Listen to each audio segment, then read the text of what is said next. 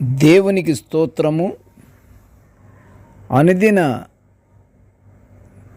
వాక్య ధ్యానమునక ఈరోజు 2024 సంవత్సరం నవంబర్ నెల 19వ తారీఖు. ఈరోజు ధ్యాన వాక్యము పరిశుద్ధ గ్రంథము నుండి లేవియ కాండము 20వ అధ్యాయము 26వ వచనాన్ని మనము ధ్యానించుకుందాము. ప్రియ దేవుని బిడ్డలారా, నేటి ధ్యాన వాక్యాన్ని పరిశుద్ధ గ్రంథము నుండి మనము మొదటగా చదువుకుందాము. మీరు నాకు పరిశుద్ధులై ఉండవలెను, యెహోవాను నేను పరిశుద్ధుడను. మీరు నావారై ఉండునట్లు అన్ని జనులలో నుండి మిమ్మును వేరుపరచితిని. ప్రియ దేవుని బిడ్డలారా, నేటి ధ్యాన వాక్యము మనుషులైన మనమందరము పరిశుద్ధులై ఉండవలెనన్న దేవుని ఆజ్ఞను మనము ధ్యానించుకుంటున్నాము. మనుషులందరూ పరిశుద్ధత కలిగి ఉండాలని దేవుని కోరిక, ఆయన కోరుచున్నాడు కూడాను. మానవులకు పరిశుద్ధత కలగాలంటే ప్రతి మానవుడు ఏమి కలిగి ఉండాలి? ప్రతి మానవుడు ప్రేమ కలిగి ఉండాలి. అతడు ప్రేమ కలిగి ఉండి తోటి మానవులలో ప్రేమతో మెలుగుచూ మానవులందరితో ఒకరికొకరు ప్రేమపూర్వకంగా మెలుగుచుండాలి అని దేవుని యొక్క కోరిక. దేవుని యందు భయభక్తులు కూడా కలిగి ఉండాలి. దేవుని యందు భయభక్తులు కలిగి, ప్రేమ కలిగి, తోటి మనుషులతో ప్రేమతో వ్యవహరించాలి. ప్రేమతో కలుసుకుంటూ ఉండాలి. ప్రేమతో మాట్లాడుకుంటూ ఉండాలి. దేవుని కట్టడలను ఆచరించి వాటిని అనుసరిస్తే దేవుడే అట్టి వారిని పరిశుద్ధపరుస్తాడని ప్రభువు చెప్పిన మాటలను లేవియ కాండము 20వ అధ్యాయము 8లో వ్రాయబడి ఉన్నది. మనుషులందరూ దేవునికి ప్రతిష్ఠితమైన జనముగా ఉండాలని దేవుడు కోరుకుంటున్నాడు. దేవునికి వ్యతిరేక పనులు చేయకూడదు. అలా చేసిన వారు దేవునికి అసహ్యులవుతారని పరిశుద్ధ గ్రంథము సెలవిస్తుంది. అయితే ప్రియ దేవుని బిడ్డలారా, మనము అనేకసార్లు దేవునిని బాధ పెడుతున్నాము. మనము గమనించాలి. మనం గమనిస్తే అర్థమవుతుంది ఎక్కడ లోపము జరుగుతుంది అంటే ప్రేమ లేకపోవటమే.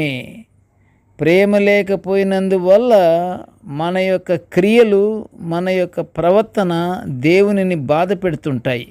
ప్రేమ కలిగి ఉంటే మనమందరము ఒకరికొకరు అన్యోన్యత కలిగి దేవునికి ఇష్టమైనటువంటి ప్రవర్తనతో మనము జీవిస్తాము.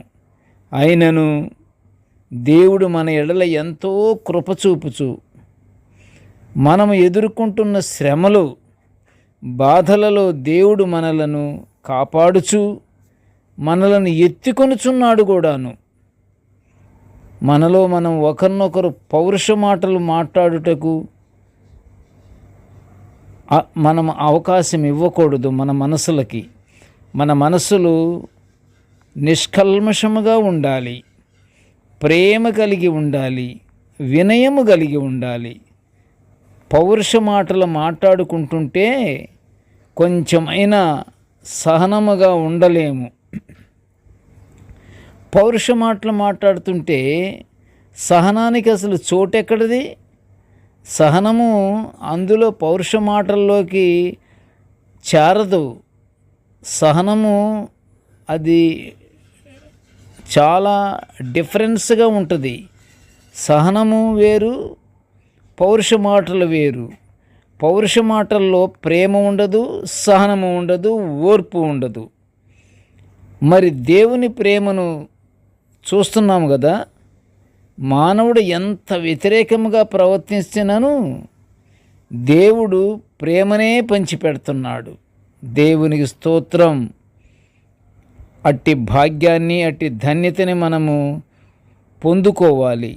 మానవులకు అలాంటి ప్రేమ ఉంటే అతను నిజంగా పరిశుద్ధుడే. అతడు నిజంగా పరిశుద్ధుడే. నేను పరిశుద్ధుడను, మీరును నావారై ఉండునట్లు అన్ని జనుల్లో నుండి మిమ్మును వేరుపరచితిని. ప్రేమగాని ఉంటే అతను నిజంగా పరిశుద్ధుడే. మనం ఎటువంటి ఆశీర్వాదము పొందినను అది దేవుని కృప వలననే. ఆ ప్రకారంగా ప్రతి మనుష్యుడు అంతటి ప్రేమ కలిగి మనము ఒకరినొకరము అర్థం చేసుకుంటూ పౌరుష మాటలు మాట్లాడకుండా, విపరీతమైన అర్థాలు కలిగించే భాష మాట్లాడకుండా, ప్రేమ కలిగి వినయముతో ప్రవర్తిస్తుంటే అతను ఖచ్చితంగా పరిశుద్ధత కలిగిన వాడే.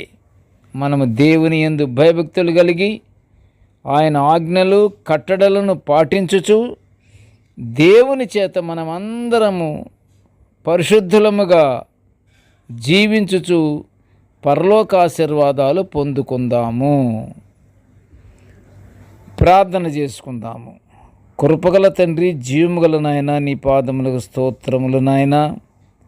తండ్రి, నీ దివ్యమైన వాక్యాలను మేము అర్థం చేసుకుంటూ మేము ఒకరికొకరము తండ్రి ప్రేమ కలిగి మేము నీ యొక్క వాక్యాలను మేము ధ్యానించుకుంటున్న ఈ గొప్ప భాగ్యాన్ని మాకు అనుగ్రహించినందుకు నీకు ఘనమైన స్తోత్రములు నాయన. తండ్రి, నేటి ధ్యాన వాక్యమును వినుచున్న ప్రతి బిడ్డను ఆశీర్వదించయ్యా. ఇదిగో తండ్రి, నీ యందు మేము పరిశుద్ధత కలిగిన వారమై జీవించే భాగ్యాన్ని మాకు అనుగ్రహించి తండ్రి, మేము నీ ప్రజలముగా ఉండినట్లుగా మమ్మల్ని ఆశీర్వదించమని నాయన ఈ మనవులన్నీ యేసయ్య పుణ్యనామమున వినయముగా వేడుకొనుచుంటున్నాము తండ్రి. ఆమేన్. దేవుడు మనల్నందరినీ బహుగా దీవించుగాక. ఆమేన్.